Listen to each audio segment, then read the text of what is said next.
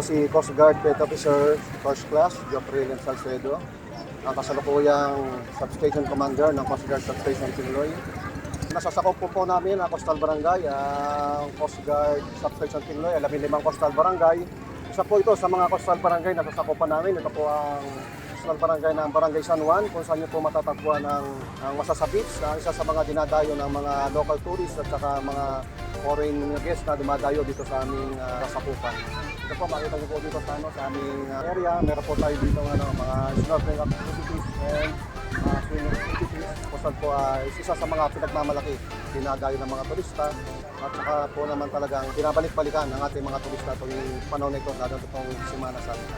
Sa ating pong turista sa inbound at outbound, sa aming pong pagtatala, ang ating pong outbound na pasahero, umabot po ito ng 11,000 plus na pasahero. Kasama po yan ng mga local residente at mga turista.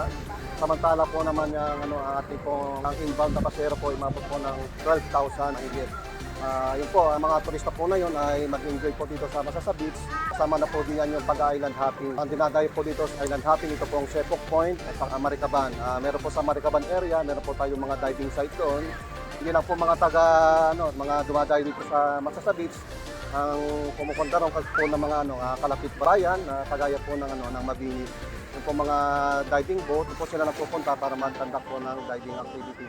Samantalang po sa Sepok Point, destination ng mga island hopping, meron po maliit na shoreline kung saan po pwede pong mag-swimming yung mga turista at mga gusto. Sa pong monitoring, simula po 24 hanggang kahapon po at 30, peak po tayo ng Webes Santo, 4,100 plus po ating turistang pumasok. Samantala po no hapon noong 30, umabot po ng pumasok po na turista ay 3,000 na higit. Sa seguridad po ng ating mga turista, sa ating po mga local tourists o foreign guests na dumadayo sa Masra, yun po, nag-augment po tayo ng additional personnel. Nandiyan po ang ating Coast Guard Special Operation Group, po yung additional augmentation mula sa district. Kasi po nagbabantay safety and security ng ating mga maglalangoy dito sa Masasabits. Po, meron po tayo dyan, may partner po tayo dyan. Partner po natin dyan, local PNP, tsaka MTRM at barangay.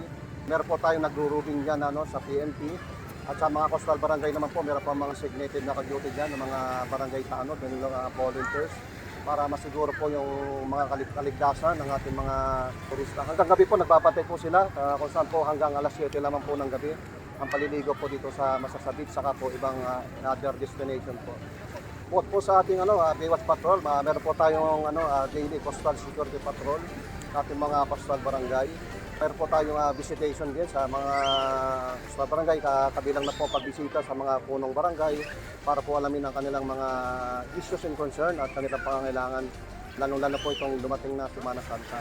Handa naman po ang LGU at saka barangay na matugunan itong seguridad at kaligtasan itong ating mga turista dumayo dito sa Tingloy. Sa ating po pagmamonitor, wala po tayong nakita ng maritime incident o any untoward incident.